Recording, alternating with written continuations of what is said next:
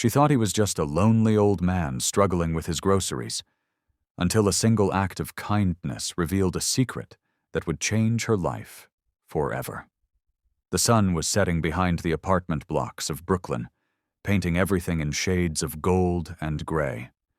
The streets were busy, filled with honking cars and people rushing to get home. Jenna Collins, 23, zipped through traffic on her scooter, wearing a red delivery jacket and a helmet 2 sizes too big. The tips were bad today, and her stomach growled. She hadn't eaten since morning. Just as she turned the corner to deliver her last order, she spotted an elderly man struggling near the curb. 2 bags of groceries had spilled across the sidewalk. Eggs were cracked, cans rolled. His hands trembled as he tried to bend down. Without thinking, Jenna parked the scooter, pulled off her helmet, and rushed over. "Sir, let me help you." The man looked up, startled but grateful. "Thank you, dear. These old knees aren't what they used to be." She knelt down, quickly gathering his items, repacking the torn bag with care. Then she stood and held his arm to steady him. "Do you live nearby?" she asked gently. He pointed to a building across the street. "Just over there." "Let me carry these for you." They crossed together slowly. He spoke softly, asking about her job, her hours, how long she'd been riding around the city. 3 months now, she replied. "Trying to pay rent and finish my online degree. It's not easy." "You work hard," he said thoughtfully. She smiled. "You gotta, right?" Once they reached his door, he turned to her. "Most people would have just walked past." "Most people didn't see you," she replied. He reached into his coat and offered her a folded $10 bill. "Please." She shook her head. "No need, sir. I didn't help you for money." The man looked at her, long and hard, then smiled. "Noted." He stepped inside and gently closed the door. Jenna walked back to her scooter, shaking her head with a grin. "Kind old man," she murmured. What she didn't know was that the man she'd just helped wasn't just kind. He was the founder and owner of the very delivery company she worked for. And he had just seen something in her. That reminded him of himself. The next morning, Jenna sat in the cramped break room of the delivery hub, sipping from a cracked coffee mug and reviewing her delivery route for the day. Her phone buzzed. Unknown number. She hesitated, then answered. "Hello? Ms. Collins?" a calm voice replied. "This is Mr. Bernard Holt's office.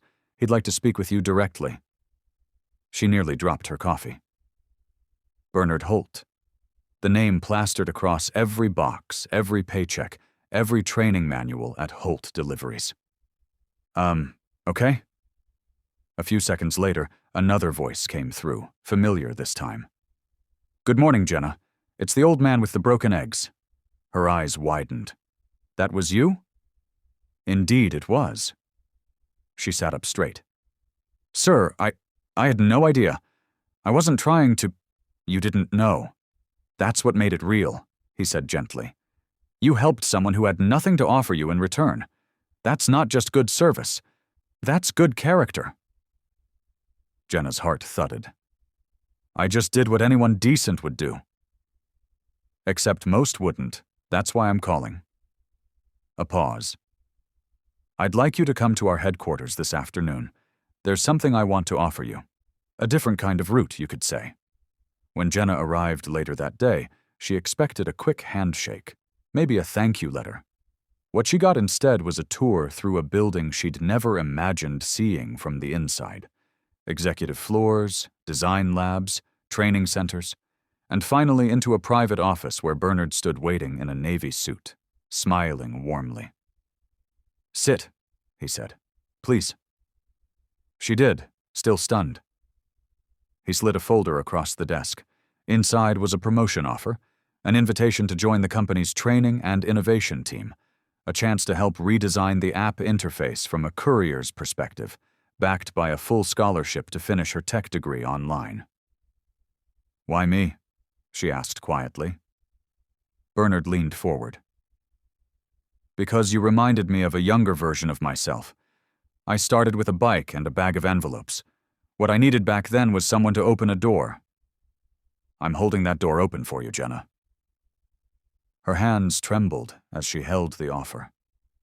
She had ridden through wind, rain, and silence for months. But now, someone had finally seen her worth. Jenna stepped out of the office that day with her world flipped upside down. For months, she had been barely surviving, dodging traffic, racing delivery deadlines, counting coins for gas and groceries. And now, because of one quiet moment of kindness, her life had shifted in a way she never imagined. She started her new role the following week. No longer in a red delivery jacket, but in a sharp black blazer with a Holt Innovations badge on her chest.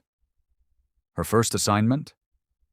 Work with the user experience team to develop new features that helped delivery riders manage time, avoid burnout, and feel seen by the system. She poured her heart into every suggestion, because she'd lived it. And Bernard noticed. "You've got grit," he told her one morning as they passed each other in the hallway. "But more than that, you've got heart." She smiled shyly. "I just want to build something better for the next kid on the bike." But not everyone in the office welcomed her easily. There were whispers. "She used to deliver bags. Now she's in meetings? Must be a favor from the top."